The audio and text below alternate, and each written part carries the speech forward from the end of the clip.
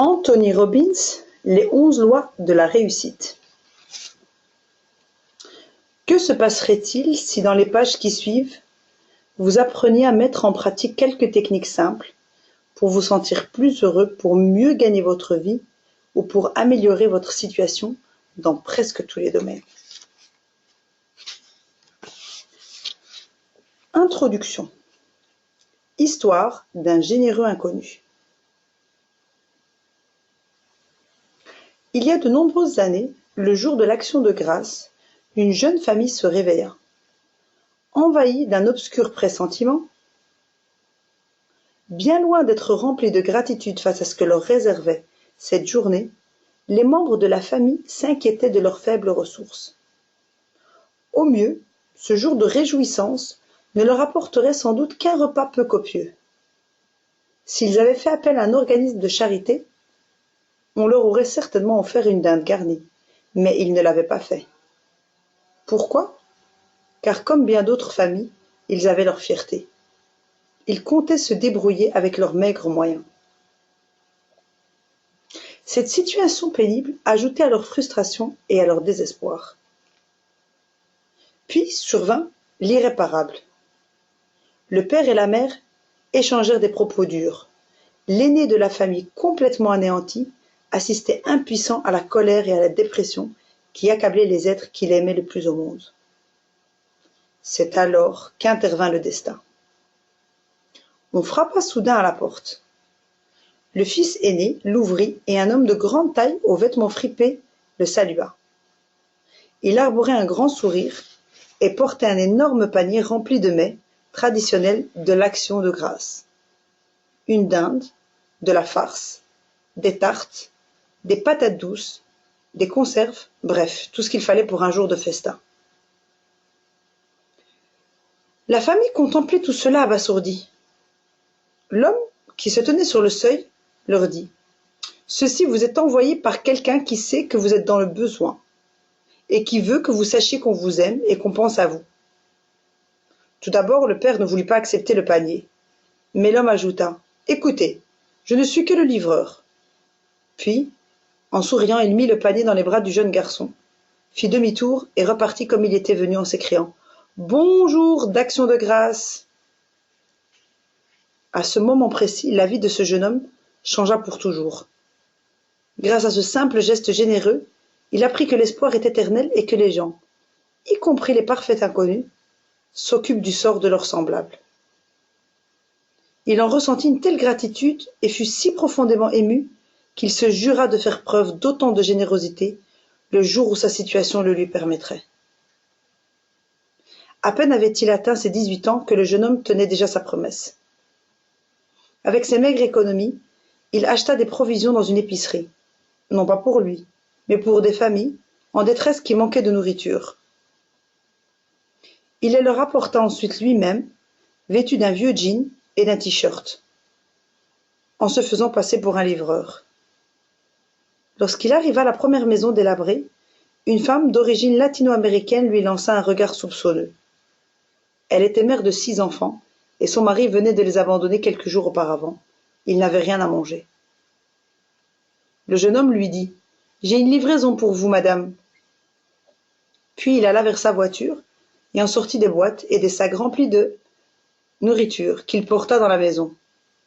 Une dinde, de la farce, des tartes, des patates douces et des conserves. La femme restait là, bouche bée, sous le coup de la surprise. En voyant toute cette nourriture, les enfants se mirent à pousser des cris de joie. La jeune mère, qui baragouinait à peine l'anglais, saisit le jeune homme par le bras et se mit à l'embrasser en disant « Vous, don du ciel, vous, don du ciel !»« Non, non, fit le jeune homme, je ne suis que le livreur. Ça, c'est le cadeau d'un ami. » Puis il lui tendit un morceau de papier sur lequel était écrit « De la part d'un ami, réjouissez-vous et profitez de ce jour d'action de grâce. Votre famille et vous le méritez bien. Sachez qu'on vous aime, et si vous en aviez un jour l'occasion, ayez la gentillesse d'en faire autant pour quelqu'un d'autre. » Tout en parlant, le jeune homme continuait d'apporter d'autres sacs remplis de provisions. L'excitation, la joie et l'amour atteignirent alors leur paroxysme. Au moment de partir, des sentiments d'affection et de dévouement envahirent le jeune homme et lui arrachèrent des larmes d'émotion. Alors qu'il s'éloignait dans son véhicule, il jeta un coup d'œil dans son rétroviseur sur les visages souriants de la famille qu'il avait eu le privilège d'aider et sentit qu'il était revenu à son point de départ. Que ce terrible jour de son enfance avait été en fait un don du ciel et lui avait enseigné à s'épanouir en servant les autres. Par ce geste simple, il s'acquittait de la mission qu'il poursuit jusqu'à ce jour, rembourser la dette que sa famille et lui avaient contractée envers le destin, tout en rappelant aux gens qu'il est toujours possible d'influer sur le cours des événements, qu'on les aime et que par des simples gestes, un peu de compréhension et un plan d'action très concret, tous les défis comportent des leçons profitables et l'occasion d'évoluer et de trouver le vrai bonheur. Comment se fait-il que j'en sache autant sur ce jeune homme et sur sa famille? Non seulement en ce qui a trait à leur acte, mais aussi à leurs sentiments. Eh bien, tout simplement parce que ce jeune homme, c'était moi.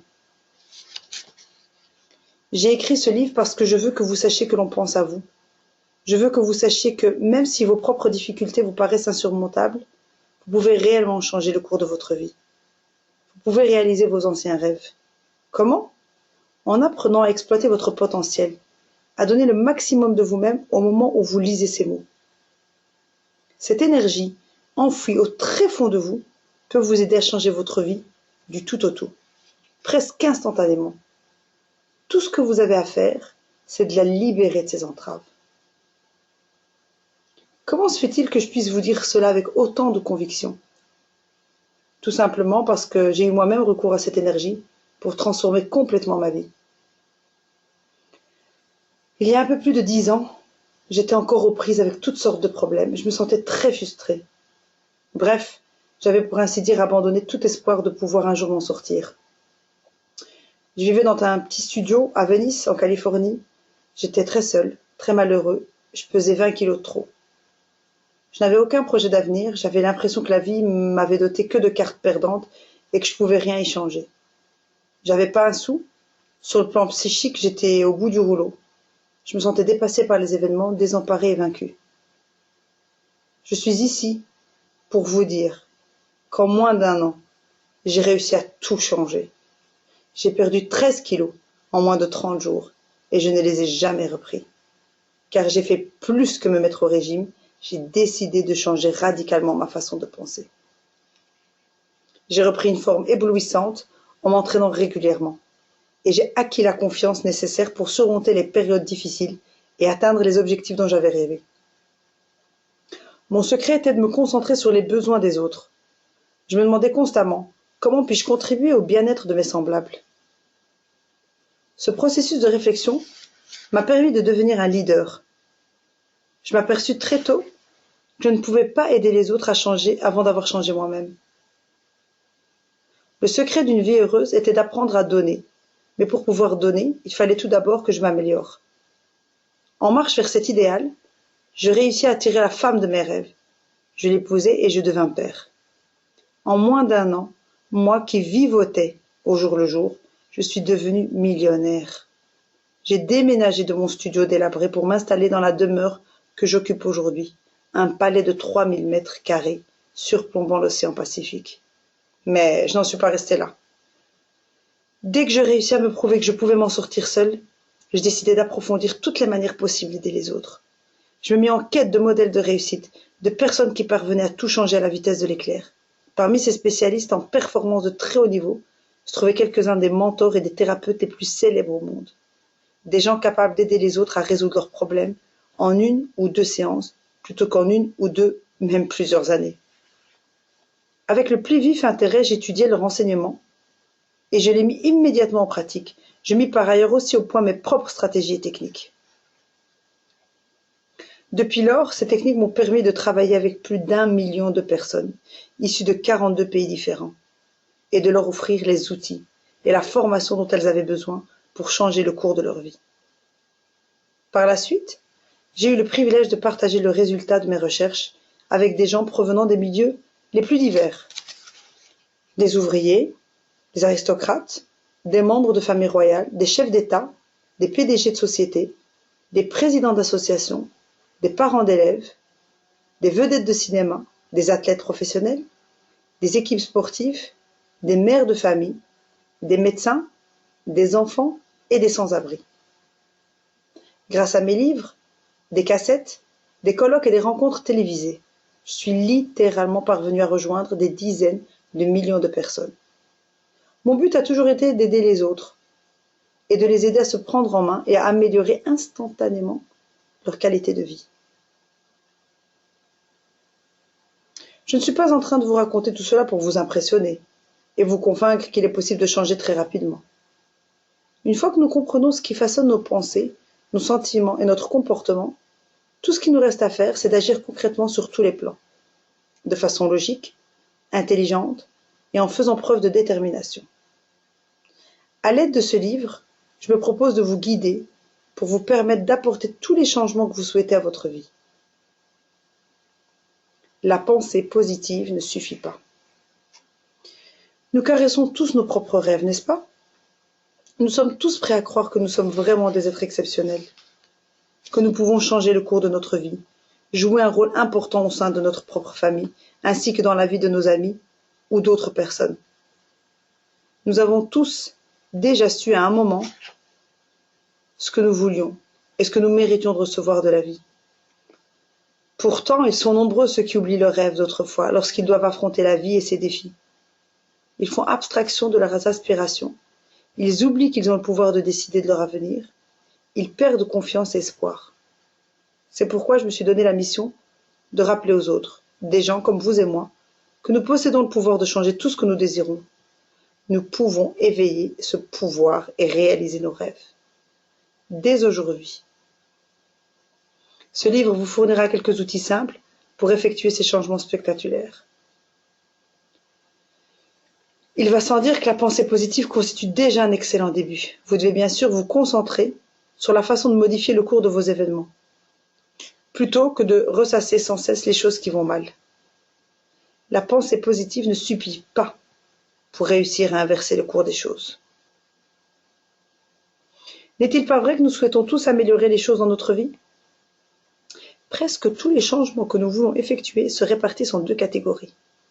Nous souhaitons soit changer notre façon de réagir à ce qui nous touche, avoir davantage confiance en nous, dominer nos peurs, nous débarrasser de nos frustrations, nous sentir plus heureux ou avoir une perception plus positive de notre passé. Soit modifier notre manière d'agir, changer certaines habitudes, cesser de fumer, de boire, toujours remettre les choses au lendemain. Mais le problème, c'est qu'en dépit de notre désir sincère de changer, bien peu d'entre nous connaissons les techniques nécessaires pour y arriver et pour que ces changements soient permanents. Je voudrais que ce livre vous aide à amorcer des changements positifs. Je ne vous promets pas que ce simple petit livre va vous aider à obtenir la lune, mais par contre, je vous garantis que vous pouvez prendre votre destin en main et commencer à améliorer la qualité de votre vie en mettant en pratique quelques techniques simples présentées dans ce livre. Vous pourrez aussi y avoir recours pour aider vos amis et les membres de votre famille. Si vous voulez vraiment effectuer un virage positif, le seul moyen, c'est de commencer immédiatement à croire qu'il est possible de changer. Le passé n'a aucune espèce d'importance. Quelle que soit la nature de vos échecs passés, cela n'a rien à voir avec ce que vous avez décidé d'entreprendre actuellement. Seuls vos actes présents comptent. Quand il s'agit de façonner votre destinée, pour le moment, vous devez apprendre à devenir votre meilleur ami, cessez de vous reprocher sans cesse vos fautes passées et concentrez-vous plutôt sur la recherche de solutions au lieu de ruminer vos problèmes. Vous sentez-vous prêt à entreprendre ce voyage? Eh bien, en route. Et commençons à changer notre vie en sachant quoi faire.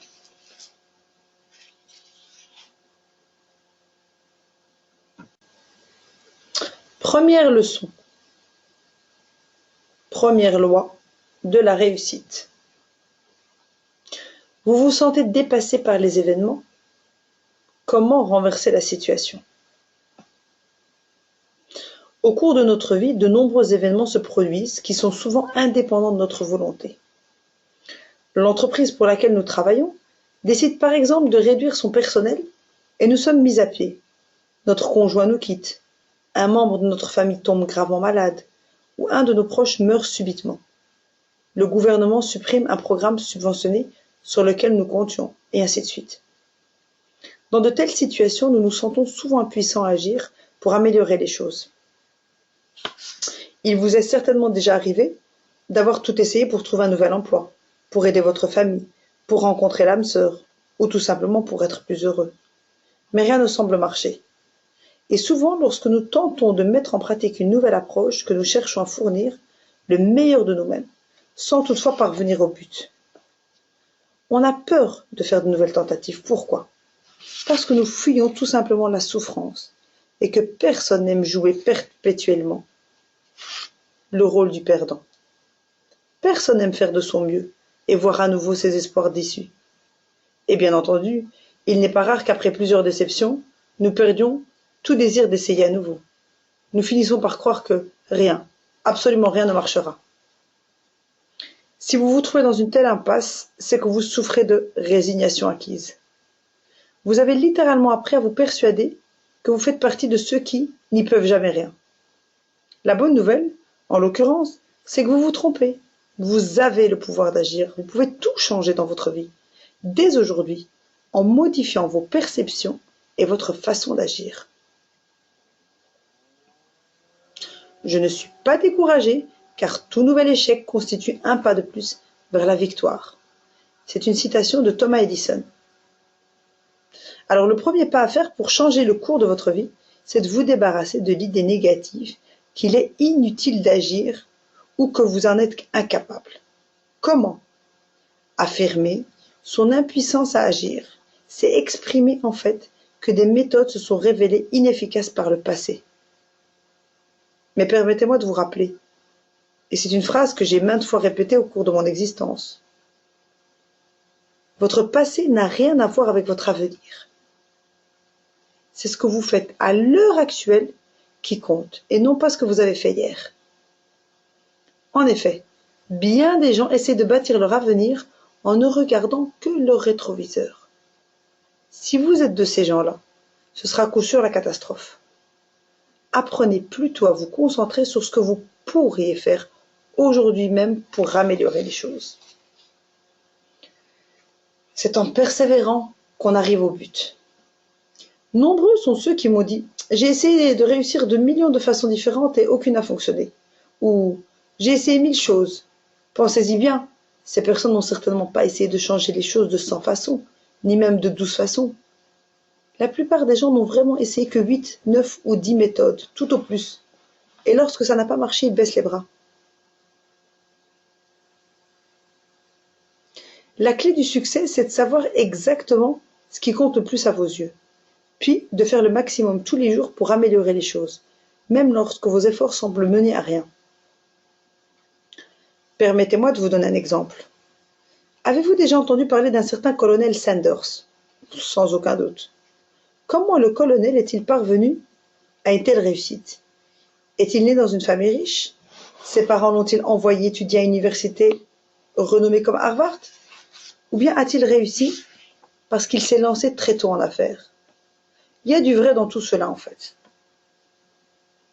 La réponse est non. Le colonel Sanders n'a pu commencer à réaliser son rêve qu'à partir de 65 ans. Qu'est-ce qui l'a finalement poussé à agir? Il était sans le sou et très seul. C'est alors qu'il reçut un premier chèque d'assistance du gouvernement, d'un montant de 105 pauvres dollars, ce qui le rendit furieux. Mais au lieu d'en faire le reproche à la société ou d'écrire une lettre cinglante au Congrès, il se demanda « Que pourrais-je faire d'utile pour les autres? Comment rendre ce qui m'a été donné ?» Et il commença à réfléchir aux connaissances qu'il possédait et dont il pourrait faire profiter les autres.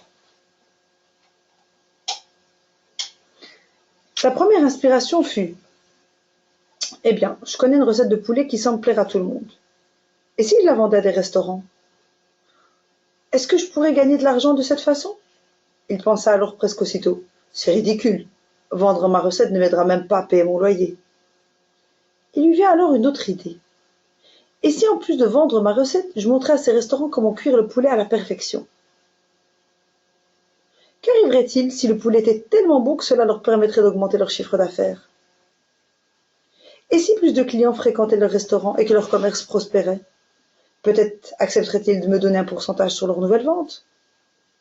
Beaucoup de gens ont des idées qui valent leur pesant en or. Mais le colonel Sanders était un homme hors du commun. Il ne se contentait pas seulement de caresser des idées de projets grandioses, il passait ensuite aux actes. Il alla de porte à porte, en proposant son idée à tous les propriétaires des restaurants. J'ai une merveilleuse recette de poulet et je suis persuadé que si vous l'offrez à vos clients, ça va vous permettre d'accroître vos ventes. En échange, j'aimerais recevoir un pourcentage sur votre nouveau chiffre d'affaires.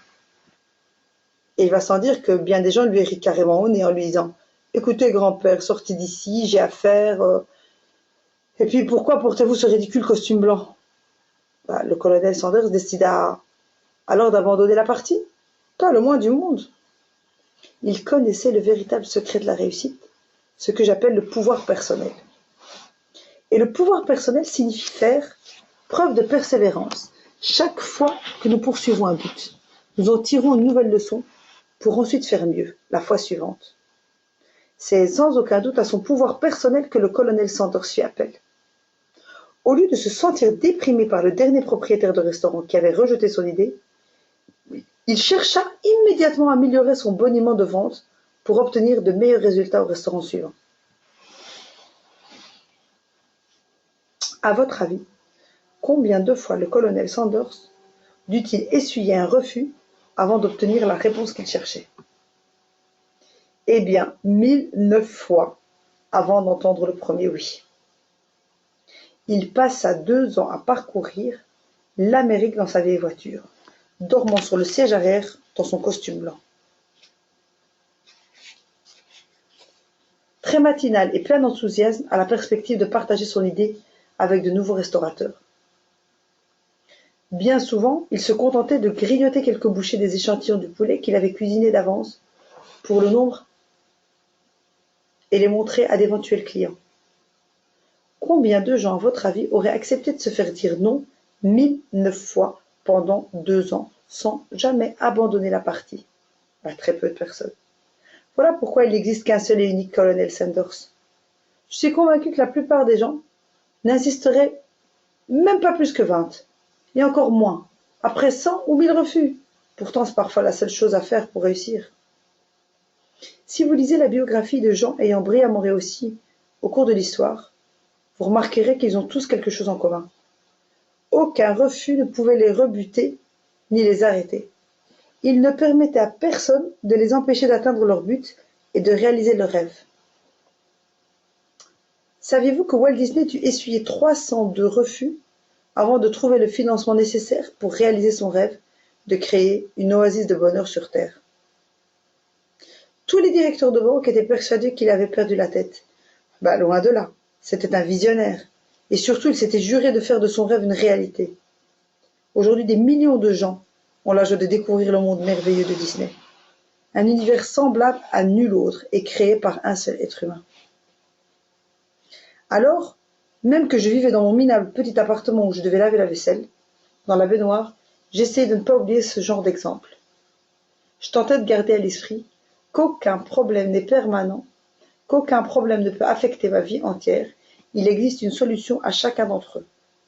Si j'entreprends d'agir de façon constructive et positive en faisant un maximum d'efforts sur tous les plans, je gardais constamment cette idée à l'esprit.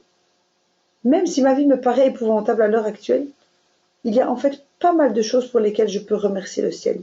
Par exemple, mes 2 amis, le fait que je sois en possession de mes facultés, ou le fait que je peux respirer de l'air pur. J'essayais de me concentrer constamment sur ce que je cherchais, de fixer mon attention sur les solutions plutôt que sur les problèmes. Et je me répétais qu'aucun problème ne pouvait se répercuter sur ma vie entière, même si j'en avais l'impression à ce moment-là. Je décidai alors de ne plus croire que toute mon existence était foutue, parce que j'étais en proie à la frustration et à des difficultés financières passagères. Je décidai que je n'avais rien à me reprocher et que je me trouvais tout simplement en période de transition. En d'autres termes, je savais que si je continuais à cultiver les graines que j'avais plantées, Et si je continuais à faire ce qu'il fallait, je finirais bien par sortir de cette impasse, que des moments plus heureux m'attendaient, et que je récolterais un jour le fruit de ces dures années d'efforts, apparemment inutiles. Je décidai aussi qu'il était insensé de croire qu'on pouvait obtenir des résultats positifs en répétant constamment des comportements qui s'étaient soldés par un échec, dans le passé bien sûr. Je devais persévérer jusqu'à ce que je trouve les réponses que je cherchais. Le message que je voudrais vous transmettre est simple, et je sais qu'au fond de vous-même vous savez que c'est vrai. Alors, un plan d'action efficace, une persévérance de tous les instants et un maximum d'efforts vous permettront d'obtenir ce que vous désirez. Si vous savez faire preuve de souplesse face aux obstacles, mais pour cela, vous devez tout d'abord cesser de croire qu'il n'existe aucune solution à vos problèmes. Il faut que vous vous concentriez immédiatement sur ce que vous pouvez faire dès aujourd'hui, ne serait-ce qu'à une très petite échelle. C'est logique, n'est-ce pas? Alors pourquoi n'y a-t-il pas plus de gens prêts à adopter le slogan publicitaire de la firme Nike? Il suffit d'agir. C'est parce que la peur d'échouer les paralyse. Mais j'ai découvert quelque chose d'extraordinaire en ce qui a trait à l'échec.